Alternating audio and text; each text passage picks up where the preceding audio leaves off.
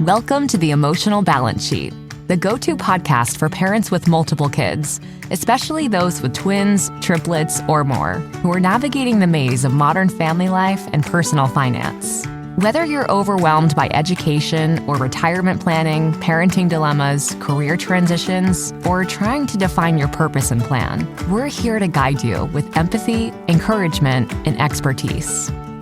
Hosted by Paul Fenner, founder of Tama Capital, a certified financial planner and parent to 4 kids, including a set of triplets. Our podcast is your ally in the quest for financial peace of mind, proving that money matters, but family comes first. Subscribe now and join our community of empowered parents at tamacapital.com. This podcast is for informational purposes only and should not be relied upon for investment decisions. Clients of Tama may retain positions in the securities discussed in this podcast. What does comprehensive financial planning even mean? At Tama Capital, it means a family office where lifestyle planning such as retirement, college, portfolio management, and tax prep and planning are all under one umbrella. But it goes beyond numbers. We focus as much on the emotional side of financial planning as we do on the financial side. We get you. We understand your challenges of building a family, business or career, and a healthy life. We are devoted to wealth planning for families like yours because we are you. Learn how our family can help your family by visiting tamacapital.com. Hi, and welcome back. Investing isn't about finance. It's about behavior. And behavior is hard to teach, especially to really smart people. This is the topic of our conversation today from Morgan Housel. And that line really hits home for me because after years of building financial plans, managing portfolios, and working with families, I've realized that our financial success doesn't come down to what we know. It comes down to what we do when it matters most. A few years ago, I was working with 2 families who both had really solid financial plans. They were saving consistently, investing for the long term, and doing all the right things. Both were facing a similar situation or challenge, competing priorities, which is what I find with most people I work with.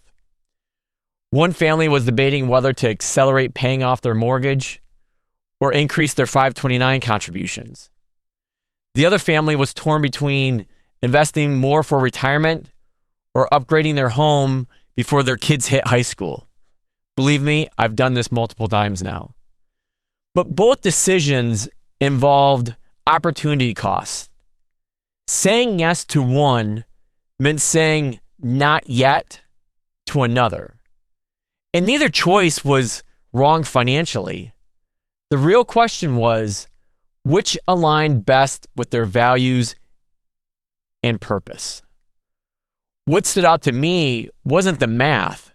The math was the math. It was how differently they each felt about their choices. One family viewed flexibility and liquidity as freedom. The other saw debt reduction as emotional relief. Same numbers, different behavior. And that's when it hit me. When the data looks clear, behavior is what shapes the outcome. It's values, its emotions, and what stage of life you may be in. We like to think of our financial decisions that being based on logic. But in reality, they're often driven by emotion and experience. Our sense of security, fear of missing out, guilt about not doing enough for our kids. Believe me, I feel that one all the time. These things all influence what we choose to prioritize. And that's exactly what Morgan's quote means to me when he says, investing is about behavior. Investing with great advice and solid plans, our behavior, how we respond to trade-offs and uncertainty and opportunities, that's what determines our progress more than anything else. The best decisions aren't the ones that look best on paper. There's usually a financial and an emotional answer. The ones that feel right for your family's long-term story are ones that align to that purpose and objective. Now, here's the good news. Behavior isn't fixed. It's something we can continuously work on. It's something we can become aware of and train like a muscle. And it starts with optimism and not the blind, everything will be fine.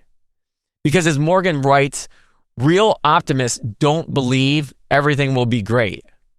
That's complacency. Optimism is believing that the odds of a good outcome are in your favor over time, even when there will be setbacks along the way, which we know they will. I think that line captures how I approach not just investing, but parenting and running Tama as well. Optimism isn't about perfection. It's about perseverance, I should say.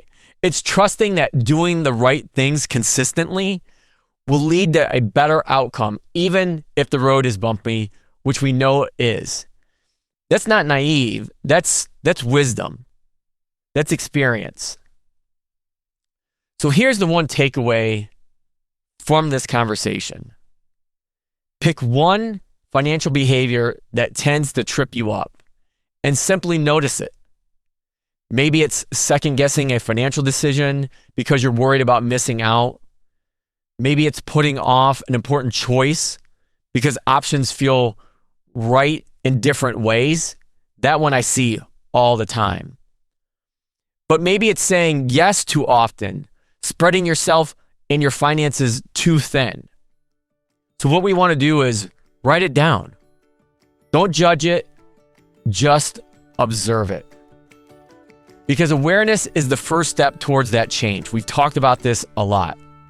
You can't improve what you can't see.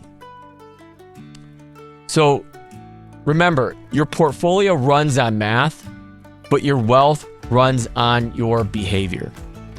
Keep focusing on what you can control, your behavior, your mindset, and the small steps that compound over time.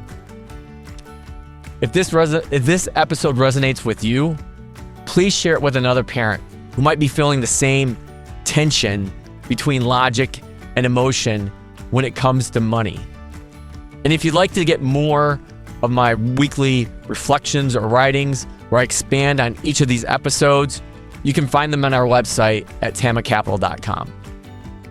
Now that you've made it to the end of another great conversation, are you looking for more? If so, head over to tamacapital.com where you will find all of our conversations. Use the search feature to find the topic or guest you would love to learn more about. Also, don't forget to make someone else's day by sharing our show. Thank you so much, and we'll see you next time.